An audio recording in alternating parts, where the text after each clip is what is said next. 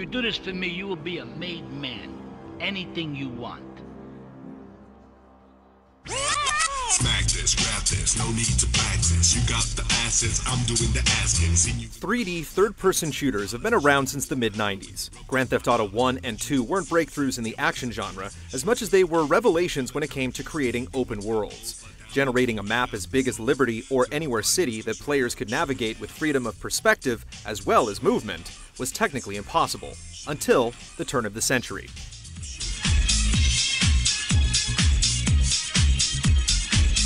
Criterion Games began evolving its 3D engine Renderware in 1996. Dave Mirra Freestyle BMX utilized it in 2000, followed by Ubisoft's Rayman 2, before Criterion shook up the racing genre a year later with its very own Burnout.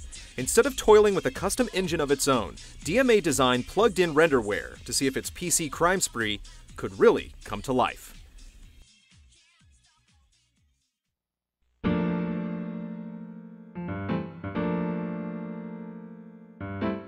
You did good back there, kid. Real good. Come on, let's introduce you to the Don. Terrific, terrific. Now listen, you guys, you go inside while I talk to our new friend here. I see nothing but good things for you, my boy. Grand Theft Auto 3 was released on October 22, 2001. To the dismay of the franchise fanbase, it did not launch on the PC, instead greeting the world exclusively on Sony's PlayStation 2. It wouldn't release for Windows for another 7 months. GTA 3 was published by the 3-year-old Rockstar Games, an internal label of Take-Two Interactive that snatched up DMA after Gremlin Interactive was bought by Infogrames. David Jones left DMA and created a new studio that would eventually become Real-Time Worlds. GTA 3 took place entirely in Liberty City, GTA 1's version of New York. Rockstar created a website for the city's paper, the Liberty Tree, before GTA 3 launched, updating headlines based on events leading up to the beginning of the game. GTA 2's protagonist, Claude Speed, returned in a completely mute performance, taking each mission without a peep. Apparently the thug felt his actions spoke louder than his words. Stretch strong is now when you Yeah, what's up, Liberty City? You're checking out Game Radio. My name is DJ Stretch Armstrong. Been here with my man, Lord Sear. Yo, what's the deal, fam? Right here, Game Radio, Liberty City, where the players play and the pimpers pimp and the hustlers hustle on, y'all. You're gonna hear the finest in hip-hop music right here on Game Radio. Yo, Stretch, come on, man. Hit us with the exclusives. Although the perspective shift was drastic, GTA 2 and GTA 3 were essentially the same game on paper. Claude had to perform unspeakable deeds for rival factions vying for control of the city while trying not to get caught in the crossfire. He could steal virtually anything on 4 wheels, complete civic missions and service vehicles, pick up random weapons scattered around town, and engage in spontaneous illegal activities that could end in getting wasted or busted. The player could dive into the story to unlock all 3 islands, or just steal the nearest car and cut loose. Some Diablo scumbag has been pimping his scuzzy bitches in my backyard. It's time you met our man inside the LPD. I paid you good money to kill that witness, and he ain't dead! In these days of moral hypocrisy, certain valuable commodities can be hard to import. The biggest change in GTA 3 was the inclusion of spoken dialogue and cutscenes. A respectable cast was brought together to voice the game's characters, including Michael Madsen. The triads think they can mess with me? Joe Pantoliano. Remember, this is your foot in the door. Frank Vincent. We got us a rat. Debbie Mazar. Well, you don't think I hang around here for the conversation, do you? Michael Rappaport. I got a little job for you, pal. Kyle MacLachlan. People will read something into anything these days. And Robert Loggia. I know what you're thinking. Another bent cop. Well, it's a bent world. The story opened with Claude and accomplices Catalina and Miguel robbing the Liberty City Bank. During their exit, Claude was betrayed by Catalina and left for dead. While in police transport to Portland Island, an unknown party miraculously blew up the Callahan Bridge, and Claude, along with a bomb expert named 8-Ball, escaped into the night. I got a present come to Daddy. Run these scumbags into the ground and wash your shame in rivers of our enemy's blood. 8-Ball told Claude about a wise guy named Luigi, who then introduced the player to mobster Tony Cipriani and Joey Leone, the son of the Don, Salvatore. While payphones still led to odd side missions for hotheads like El Burro, King Courtney, and D-Ice. There's a stash in an old jalopy I need quick smart now. Claude met each of the main characters in their homes or places of employment. The Yakuza, operated by Asuka and Kenji Kasen, turned Claude against the Italian Mafia and brought him over to Staunton Island. The bridge explosion served as a giant invisible wall, even though nimble players could skip across it. If a player managed to make it to an island before the game invited them, all the available wanted stars would light up indefinitely. Here we go now! I've hidden that throbbing weapon on the edge of Chinatown. I'd join you, but I ain't due for my parole here for another 3 months, know what I mean? Claude got lucky with Salvatore's widow, Maria, helped corrupt LCPD informant Ray Machowski get out of town, and made big things happen for businessman Donald Love. Love revealed that a friend of his, only ever referred to as the Old Oriental Gentleman, was kidnapped by the Colombian cartel when Claude was set free. Kenji got rubbed out, Donald Love mysteriously vanished, and Asuka was killed by Catalina while interrogating their mutual friend, Miguel. Catalina kidnapped Maria and agreed to an exchange in Shortside Vale, but it was really a predictable trap. She fled to Cochrane Dam, where Claude took down Catalina's helicopter, and after pondering his options, Maria as well. I broke a nail and my hair is ruined. I mean, can you believe it? This one cost me $50. Remember the music? Remember the clothes? Just forget about the morning after. Flashback FM.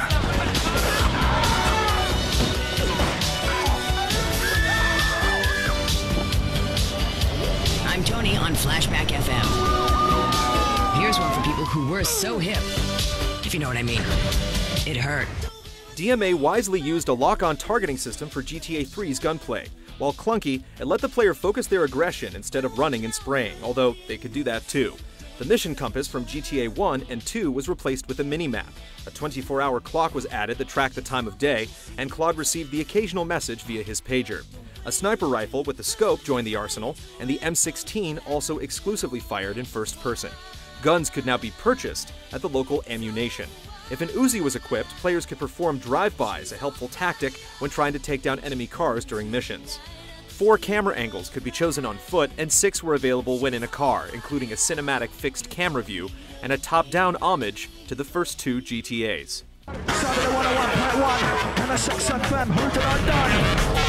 Time code delivery in the studio.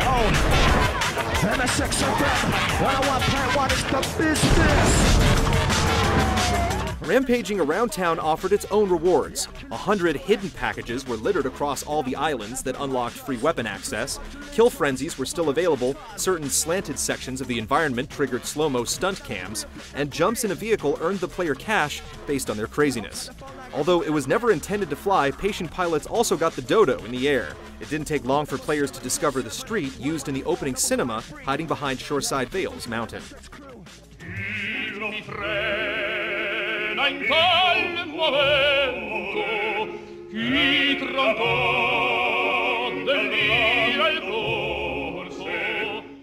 A lot of projects, whether they were games, TV shows, or movies, were forced to reevaluate their content following the events of September 11, 2001. A week after the tragedy, producer Sam Houser announced GTA 3 would be delayed so any content that might be misunderstood could be removed, like changing cop cars from NYPD colors to a more generic black and white. Also suspiciously removed from GTA 3 because of 9/11 or for other reasons were elderly pedestrians with walkers, buses, school children, and a terrorist named Darkle, whose rampage missions were either turned into frenzies or given to other characters. Rockstar even changed the cover, so the US got a collage of cropped items and characters from the production art that would come to define the franchise. I want it to rain mackerel. We're talking real biblical here. Nothing low budget. Grand Theft Auto 3 was the best-selling game of 2001 in the US. To date, it sold over 15 million units and is tied with Tony Hawk's Pro Skater 3 for the highest-rated PlayStation 2 game on Metacritic at 97 out of 100. The Windows version in May of 2002 supported much higher resolution settings, and it debuted on the Xbox in 2003.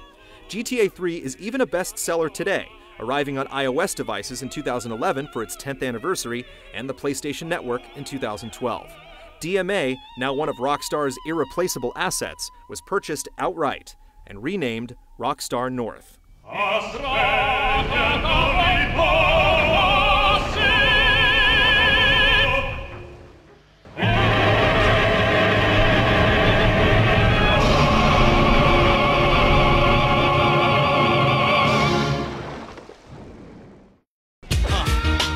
bang 'em like this. Jojo Pellegrino. GTA 3 was also the most controversial game of 2001. Walmart began carding people buying the game that looked under 17, and Australia's Office of Film and Literature Classification outright banned it. Parents and politicians condemned it, which only provoked their children and constituents to run out and buy it. Anticipating this, Rockstar began work on another GTA game only a month after GTA 3 was released, and it took 9 months to finish. Following the road trip from the first GTA, they headed down south to the Sunshine State.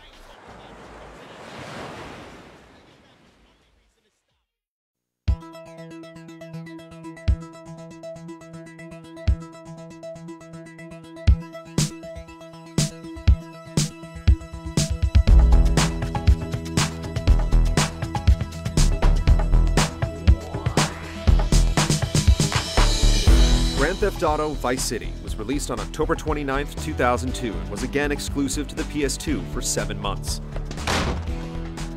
Like Liberty City, Vice City was completely surrounded by water, although it took up almost twice as much space as the map from GTA 3. It brought some important upgrades to the series, but the core formula stayed the same. Missions opened up the map and unlocked new toys.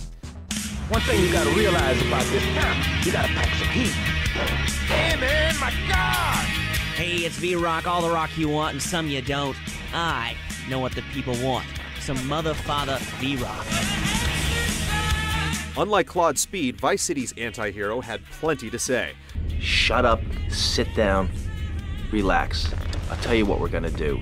The displaced mobster Tommy Vercetti was voiced by Ray Liotta, who led another all-star cast, including Tom Sizemore. You better not be screwing me, Tommy, because you know I'm not a man to be screwed with!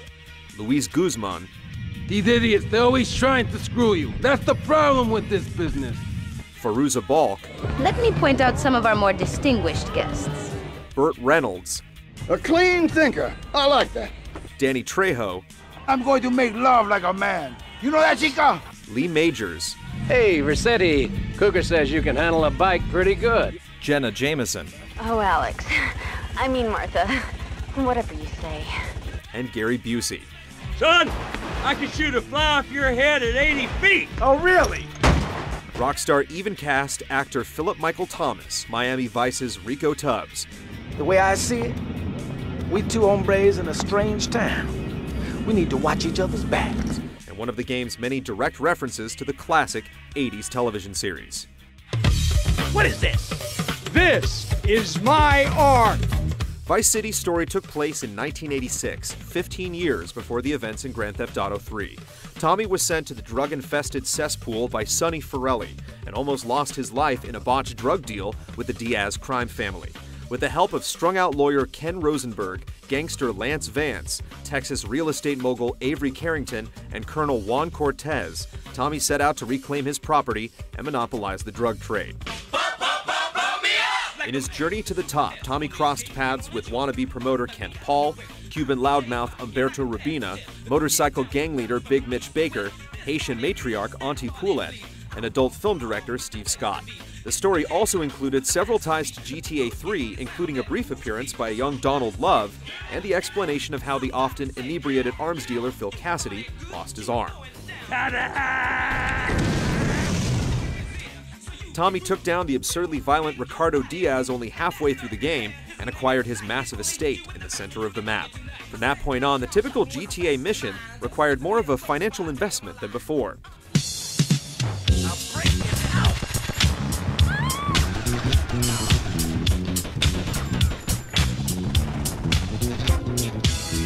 Tommy purchased real estate around the city that functioned either as a common safe house or potential asset. Failing businesses like Hoffman Cabs, Sunshine Autos, the Cherry Popper Ice Cream Factory, and the Vice City Print Works came with their own opinionated employees and string of missions. Completing all the necessary work unlocked the asset and a persistently generated profit Tommy picked up by stopping by each location. The real estate angle also emphasized the plethora of interiors in Vice City. Claude disappeared inside each safe house in GTA 3, but Tommy passed a door into several swinging locations like the Ocean View Hotel, Pole Position Club, Malibu Club, and the North Point Mall. Tommy also switched up his style with outfits unlocked by specific missions.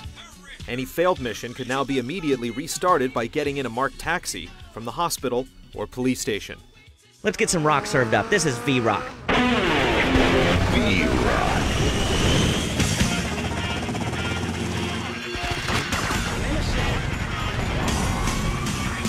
New cars and boats ran along the roads and waterways of Vice City that were tailored toward the new decade, and helicopters were flown for the first time in a GTA game. Although motorcycles were banned in Liberty City, Tommy seized 3 different kinds of bikes, along with a nimble moped. The weapon count almost tripled and had to be listed in sets. Oftentimes picking up one type of weapon forced it to be swapped for another of the same type. Vice City has more melee weapons than any other GTA game. Guys, we gotta make this final. This is Flashback. Push it to the limit, people. Push it to the limit. GTA 3 was an amalgam of themes from several crime flicks like Goodfellas and The Godfather, but mostly contained references to prior GTA games. Vice City was much more direct in its adulation. Oh, for God's sake, it's you! Oh, jeez, I'm gonna need new pants! Ken Rosenberg was clearly modeled after David Kleinfeld from Carlito's Way, played by Sean Penn, and several elements pointed toward Brian De Palma's 1983 coke-filled crime drama, Scarface. Rockstar's love of the cult film was evident after an entire radio station was devoted to the film's soundtrack in GTA 3. An open Vice City apartment on the south side contained a chainsaw and carnage reminiscent of a gruesome scene from the film. Diaz's mansion closely resembled Tony Montana's home, and the game ended in a staircase shootout similar to the film's conclusion except for one detail: Tommy Vercetti survived.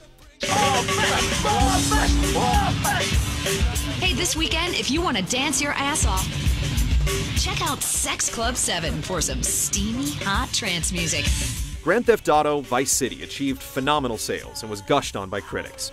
GamePro and the official PlayStation magazine gave it perfect scores, and to date it sold over 18 million units. Like GTA 3, it first jumped to the PC in May of 2003, followed by the Xbox in October. A 10th anniversary mobile port was also released in 2012. As was the case with every GTA release, Vice City also pissed a lot of people off. The Cuban and Haitian community in Florida raised concerns against their portrayal, and their complaints were loud enough to reach the mayor of New York City, Michael Bloomberg. Florida-based attorney Jack Thompson brought several lawsuits against Rockstar following crimes in which the accused blamed the series for their violent tendencies. All the cases were dismissed.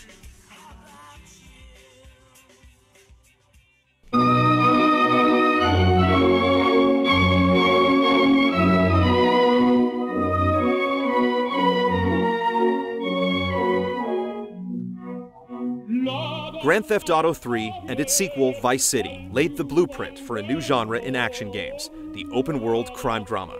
Many of the films these games referenced were later turned into similar interactive experiences before that generation of consoles ended. While DMA wasn't the first to the party, owing its inspiration to genre standouts like Shenmue, any game released after 2002 with cars to steal, guns to unload, and missions to finish was tagged as a GTA clone. Clearly, another GTA was incoming, and if the city progression in the first game was evidence of Rockstar's development plan, fans knew exactly where it would take place.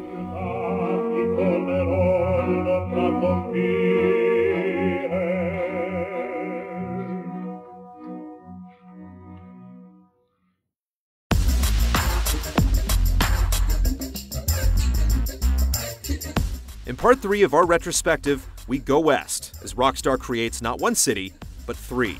Fan videos flood the internet, and playing Grand Theft Auto becomes an art form.